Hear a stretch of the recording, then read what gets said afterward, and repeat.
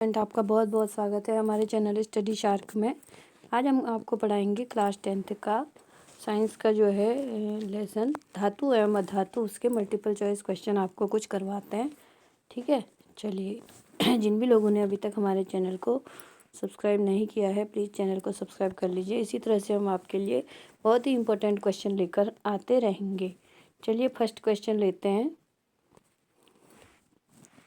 धातुओं के भौतिक गुणधर्म के संदर्भ में निम्नलिखित युग्मों में कौन से सही सुमेलित हैं? इनमें से आपको चारों पढ़ने हैं, इसमें आपको बताना है कि कौन सा इसमें सही है। ठीक है, तो चलिए हम पहला पढ़ते हैं। अद्यात्वर्ध्यता, धातुओं को पीटने पर उनके पतला होने का गुण। नंबर 2, तन्यता। तन्यता क्या होता है? धातु के पतले तार के रूप में खींच सकने की क्षमता। ठीक है, अगला है ध्वनिक, कठोर सतह से टकराकर आवाज़ उत्पन्न करने वाली धातुएं। तो इनमें से आपको बताना है कि कौन सा उत्तर सही है। तो इसका उत्तर देखते हैं कौन सा सही है।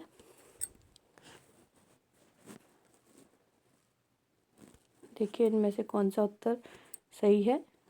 पहला भी सही है, आद्यात्वर्ध्यता, धातुओं को पीटने पर उनका पतला होने का गुण होता है। दूसरा तन्यता, धातु के पतले तार के रूप में खींच सकने की क्षमता भी होती है। नंबर 3 ध्वनिक, कठोर सतह से टकराकर आवाज़ उत्पन्न करने वाली भी धातुएं होती हैं। तो इसमें जो है हमारे तीनों पॉइंट सही हैं। ठीक है, चलिए नेक्स्ट क्वेश्चन लेते हैं। निम्नलिखित में से कौन सी अधातु सामान्य वातावरण में द्रव अवस्था में पाई जाती है? तो कौन सी अधातु सामान्यतः द्रव अवस्था में पाई जाती है? तो ये है ब्रोमीन। ठीक है, ये तो आपको सीधे बता ही दिया। चलिए नेक्स्ट क्वेश्चन लेंगे। धातुओं के संदर्भ में निम्नलिखित कथनों में से कौन सा सही है? अब आपको ये फिर इस टाइप के क्वेश्चन ज़्यादा पूछे जाते हैं। तो आप देखिए धातुओं के संदर्भ में कौन सा कथन इनमें से सही है। तो आपको सारे पढ़ने पड़ेंगे। मरकरी को छोड़कर अन्य सभी धातुएं कमरे के तापमान पर ठोस अवस्था में पाई जाती हैं। नंबर 2, क्षारीय धातु इतनी मुलायम होती हैं कि उन्हें चाकू से भी काटा जा सकता है। तो नीचे दिए गए कूट के प्रयोग करके सही उत्तर आपको बताना है। तो देखिए केवल 1, केवल 2, 1 और 2, और न तो 1 और न ही 2। तो कौन सा इसमें सही होगा?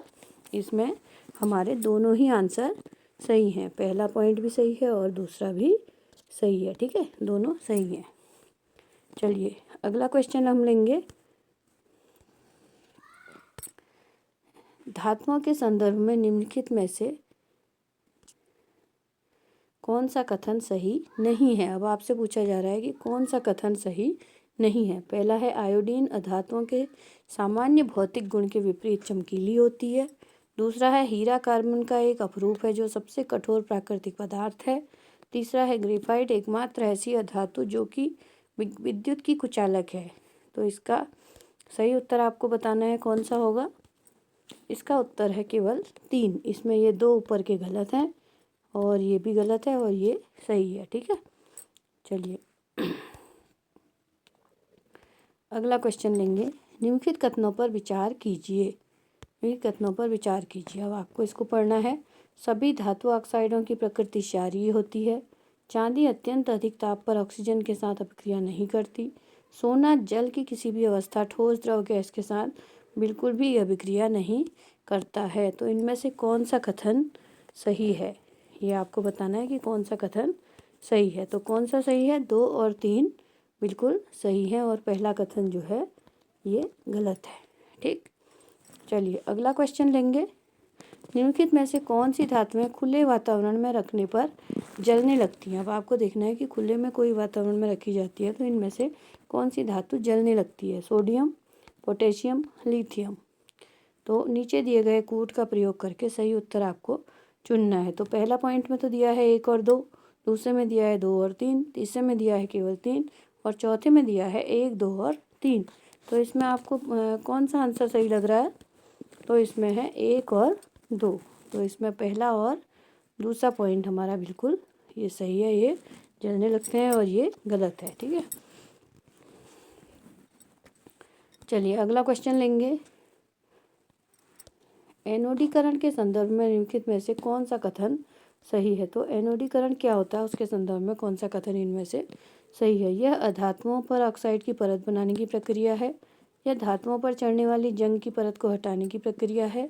यह एल्यूमिनियम धातु पर चढ़ी ऑक्साइड की परत को हटाने की प्रक्रिया है। तो इसमें कौन सा पॉइंट सही है? अगला पॉइंट है, यह एल्यूमिनियम धातु पर मोटी ऑक्साइड की परत बनाने की प्रक्रिया है। तो एनोडीकरण क्या है, इसको बताइए। तो ये क्या है?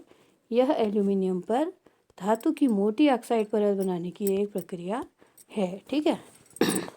चलिए अगला क्वेश्चन लेंगे। सामान्य धातुएं अम्ल से क्रिया करके हाइड्रोजन गैस उत्सर्जित करती हैं, परंतु जब धातुएं नाइट्रिक अम्ल के साथ क्रिया करती हैं तो ऐसा नहीं होता। क्यों? नाइट्रिक अम्ल क्या होता है? HNO3 के साथ क्रिया करती है तो ऐसा नहीं होता है। तो क्यों नहीं होता है? नाइट्रिक अम्ल एक प्रबल ऑक्सीकारक है, नाइट्रिक अम्ल एक प्रबल अपचायक है, नाइट्रिक अम्ल धातुओं के साथ क्रिया नहीं करता है, नाइट्रिक अम्ल केवल अधातुओं से क्रिया करता है। तो क्या होगा इसका सही जवाब? नाइट्रिक अम्ल एक प्रबल ऑक्सीकारक होता है। ठीक है। चलिए अगला क्वेश्चन लेंगे। एक्वारेजिया के संदर्भ में दिए गए कथनों पर विचार कीजिए। एक्वारेजिया क्या है? यह एक सांद्र नाइट्रिक अम्ल तथा सांद्र हाइड्रोक्लोरिक अम्ल का 3:1 का ताज़ा मिश्रण होता है। यह सोना और प्लेटिनम को गलाने में सक्षम होता है। यह एक प्रबल साक्षारक है। उपयुक्त कथनों में कौन सा कथन सही नहीं है? इनमें से कौन सा कथन सही नहीं है पूछा जा रहा है आपसे। तो क्या जवाब होगा इसका? केवल एक। बाकी कथन इसमें सब सही है, केवल पहला वाला पॉइंट जो है ये गलत है। चलिए नेक्स्ट क्वेश्चन। निम्नलिखित में से सर्वाधिक न्यूनतम अभिक्रियाशीलता वाला युग्म कौन सा है? सबसे कम, न्यूनतम मतलब सबसे कम अभिक्रियाशीलता वाला युग्म कौन है इसमें? गोल्ड और मरकरी, सोडियम और आयरन, पोटेशियम और हाइड्रोजन और पोटेशियम और गोल्ड। तो कौन सा है सबसे कम अभिक्रियाशीलता वाला? वो है पोटेशियम और गोल्ड जो है ये सबसे कम अभिक्रियाशीलता वाले हैं। अगला क्वेश्चन लेंगे। संक्षारण के संदर्भ में निम्नलिखित कथनों पर विचार कीजिए। कुछ दिन वायु में खुला छोड़ देने पर सिल्वर पर पड़ने वाली काली परत सिल्वर सल्फाइड के बनने के कारण होता है। ठीक है। वायु में खुला रखने पर कॉपर पर चढ़ने वाली हरी परत कॉपर कार्बोनेट के कारण होती है। तो इनमें से कौन सा कथन सही है इन दोनों में से? तो इसका जवाब है, कौन सा कथन सही है इनमें से? केवल एक, केवल दो, एक और दो दोनों, न एक न दो। तो इसमें एक और दो दोनों कथन जो हैं सही हैं। अगला क्वेश्चन। लोहे और इस्पात को जंग से बचाने के लिए उस पर निम्नलिखित में से किसकी परत चढ़ाई जाती है? लोहे और इस्पात में जंग की परत हटाने के लिए किसकी परत चढ़ाई जाती है? जस्ता, सीसा, क्रोमियम, तांबा। तो ये है जस्ते की परत जो है इसमें चढ़ाई जाती है। अगला प्रश्न लेंगे। लौह और इस्पात के संदर्भ में निम्नलिखित कथनों पर विचार कीजिए। शुद्ध लोहा अत्यंत नर्म होता है। स्टेनलेस इस्पात प्राप्त करने के लिए लोहे में निकेल और क्रोमियम मिलाया जाता है।